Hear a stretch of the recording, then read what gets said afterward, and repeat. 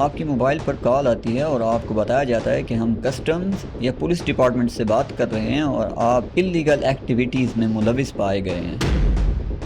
Romance scheme, جی ہاں، romance scheme یعنی کہ ٹھرکیوں کے لیے خوفناک پھندا انفرادیوں کا۔ فیک ٹریڈنگ سکیم،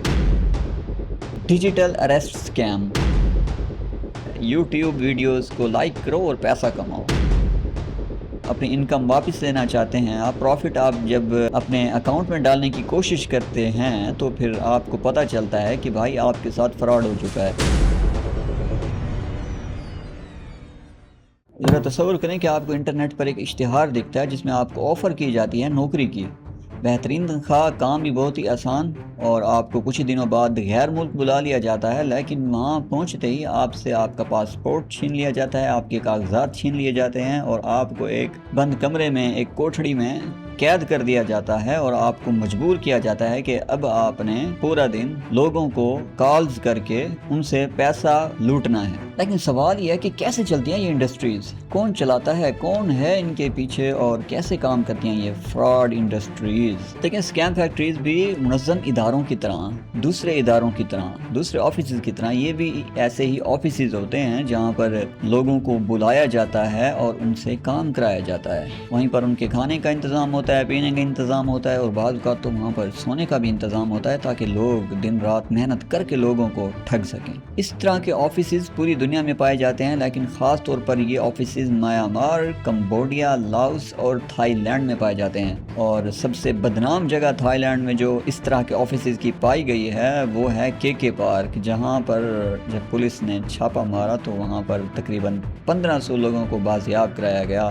جو وہاں پر قید میں تھے، اور ان لوگوں میں پاکستانی، سری لنکن، انڈین، بنگلہ دیشی، مطلب ساؤتھ ایشیا کے تمام لوگوں کو ٹوپی کرا کے بلا لیا گیا اور ان کو قید کر کے کام کرایا گیا۔ آخر لوگوں کو لوٹتی کیسے ہیں یہ اسکیم فیکٹریز؟ کمزوریاں واضح ہیں، کون سی؟ خوف، لالچ، جلدی امیر بننے کی خواہش اور اندھا اعتماد۔ چلیں اب بات کرتے ہیں اسکیم فیکٹریز کی اقسام کی، یہ کس طرح سے لوگوں کو ٹوپی کرا رہے ہیں، نہ صرف ٹوپی کرا رہے ہیں بلکہ لوگوں کی زندگیوں کے ساتھ کھیل رہے ہیں۔ پہلی قسم جو ہے ان فراڈ فیکٹریز کی وہ ہے فیک ٹریڈنگ سکیم۔ فیس بک اور انسٹاگرام پر کچھ ایڈز چلتی ہیں، آپ ان ایڈز پر کلک کرتے ہیں اور آپ کو بتایا جاتا ہے کہ کچھ ایپس ڈاؤن لوڈ کریں، آپ ایپس ڈاؤن لوڈ کرتے ہیں اور پھر ایپس والے آپ کو بتاتے ہیں کہ کچھ انویسٹمنٹ کریں، اس کے بعد آپ کی ارننگ سٹارٹ ہو جائے گی۔ آپ اس میں انویسٹمنٹ کرتے ہیں اور آپ کو کچھ نہ کچھ انویسٹمنٹ، آپ کی ارننگ جو ہے ریسیو ہو جاتی ہے اور آپ خوش ہو جاتے ہیں، آپ یہ سوچ کر خوش ہو جاتے ہیں کہ واہ، لگتا ہے کہ شادی کے دن بہت قریب آ گئے ہیں، لیکن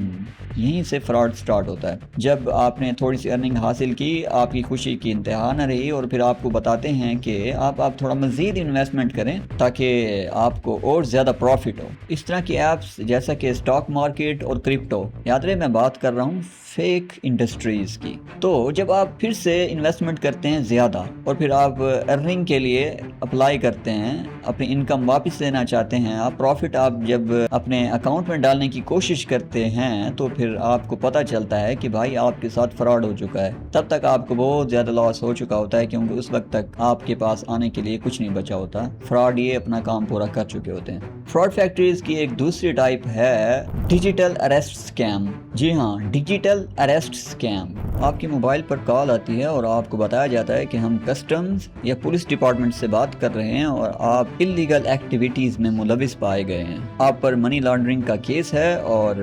غیر قانونی پارسل آپ کا وصول ہوا ہے، اور اگر کوئی یقین نہ کرے تو کال کر کے باقاعدہ دکھایا جاتا ہے، آپ کو ہو پولیس اسٹیشن نظر آئے گا، باقاعدہ وردی میں نظر آئیں گے اور آپ کو لگے گا کہ یہ واقعی ہی میں اوریجنل کیس ہے، اور یہی موقع ہوتا ہے ان کے لیے آپ کو لوٹنے کا۔ چونکہ ایک عام آدمی ان سے خوفزدہ ہو جاتا ہے، تب وہ فون پر کہتے ہیں کہ اگر آپ سیٹلمنٹ فی پے کر دیں تو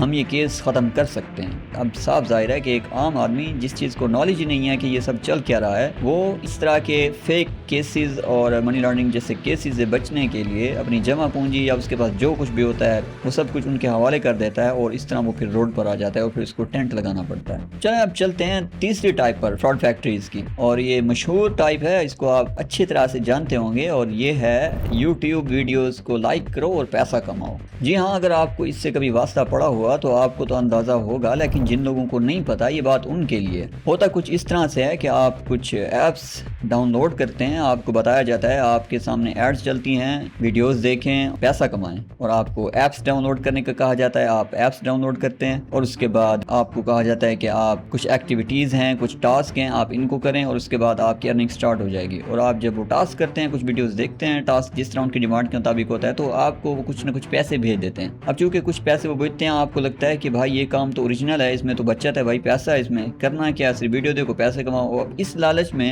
آپ تھوڑی بہت انویسٹمنٹ کر کے کچھ نہ کچھ پروفٹ لے لیتے ہیں، اور یہیں سے ٹریپ شروع ہوتا ہے۔ جب آپ کو یقین ہو جاتا ہے کہ اس میں ارننگ ہے، تب وہ کہتے ہیں کہ اب آپ وی آئی پی ٹاسک کو اوپن کریں۔ جی ہاں، وی آئی پی ٹاسک ان لاک کریں۔ تبھی یہ وی آئی پی ٹاسک ان لاک کرنے کے لیے آپ کو کچھ زیادہ انویسٹمنٹ کرنی پڑتی ہے۔ اب چونکہ آپ یہ پروفٹ پہلے لے چکے ہیں، تو آپ کو لگتا ہے کہ اب یہ جب ہم اوپن کریں گے تو ایکٹیویٹی جتنی مہنگی ہوگی پروفٹ اتنا زیادہ ہوگا۔ یہ سوچ کر آپ وی آئی پی ٹاسک ان لاک کرنے کے لیے انویسٹمنٹ کر دیتے ہیں، کچھ بھاری سی، پروفٹ آپ کو تب بھی نظر آتا ہے، لیکن جب آپ اس کو اپنے واؤچر میں، اپنے ویلٹ میں ڈالنے کی کوشش کرتے ہیں تو اچانک سے سب کچھ غائب، اور تب آپ کو اندازہ ہوتا ہے کہ آپ لٹ چکے ہیں۔ ہو گئی نا ٹوپی؟ اس طرح کے لوٹ پھاٹ کو ماہرین سنک کاسٹ فیلسی کہتے ہیں، یعنی زیادہ سرمایہ کا سوچ کر اور زیادہ انویسٹمنٹ کرنا۔ مطلب آپ نے تھوڑی سی انویسٹمنٹ کی، آپ کو پروفٹ ملا،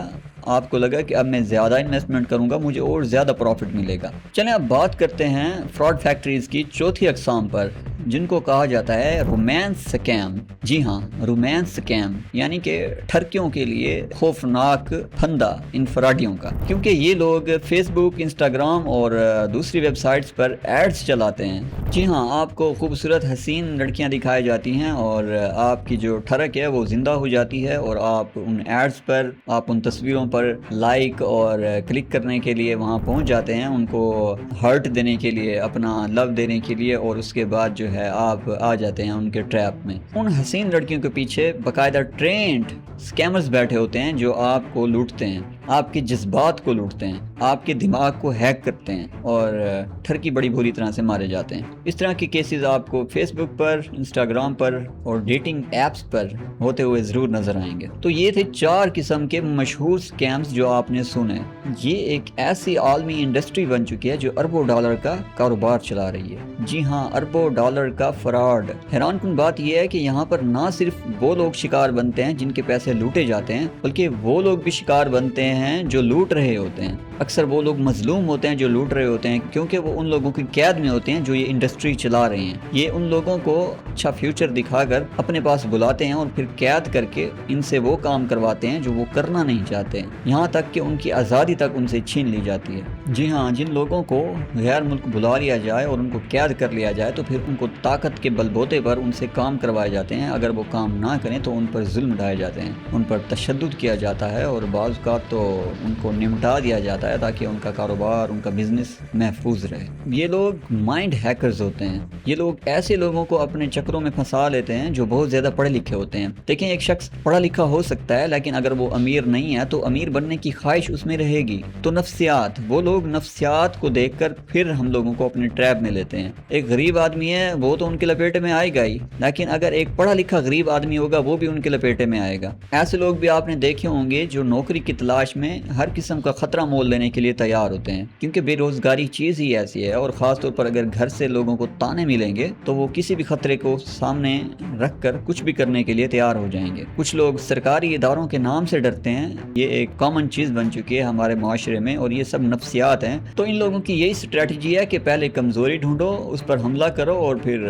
کامیابی حاصل کرو۔ کچھ احتیاطی تدابیر ہیں، اگر آپ ان کو فالو کریں گے تو مجھے امید ہے ان لوگوں کے ٹریپ سے بچ سکتے ہیں۔ کسی بھی کمپنی، کسی بھی ایڈ، کسی بھی ایپ یا کسی بھی بہترین آفر پر کبھی بھی یقین نہ کریں جب تک کہ آپ تحقیق نہ کر لیں کہ یہ بالکل صحیح ادارہ ہے۔ اگر کوئی جاب ایسی آ رہی ہے جس میں آپ سے ایڈوانس پیمنٹ مانگی جائے تو سمجھ جائیں کہ یہ 2 نمبر گیم ہے، وہاں سے 2 قدم پیچھے لے لیں اور اپنے آپ کو محفوظ کر لیں۔ اگر کسی جاب یا کسی ایپ یا کسی پروگرام میں آپ پر دباؤ ڈالا جائے تو سمجھ جائیں کہ یہاں پر بھی آپ کے ساتھ ٹوپی ہونے والی ہے، یہاں پر بھی اسکیمرز ہیں اور وہ آپ کو لوٹنا چاہتے ہیں، یہاں پر بھی 2 قدم پیچھے لے لیں، آپ بچ جائیں گے۔ کہنے کا مقصد یہ ہے کہ سرکاری ویب سائٹ سے باقاعدہ طور پر تصدیق کریں اور اس کے بعد کوئی بھی قدم اٹھائیں۔ بعض اوقات آپ کے پاس ایسی پیشکش آتی ہے جس میں آپ کو موٹا پیسہ دکھایا جاتا ہے، ایسی پیشکش جس میں آپ کو موٹا پیسہ دکھایا جائے، اور اگر آپ کو لگے کہ آپ چند دن میں امیر ہونے والے ہیں، اگر کوئی ایسی آفر آئی ہے آپ کے پاس، تو سمجھ جائیں کہ آپ غلط لوگوں کے ہاتھوں چڑھنے والے ہیں۔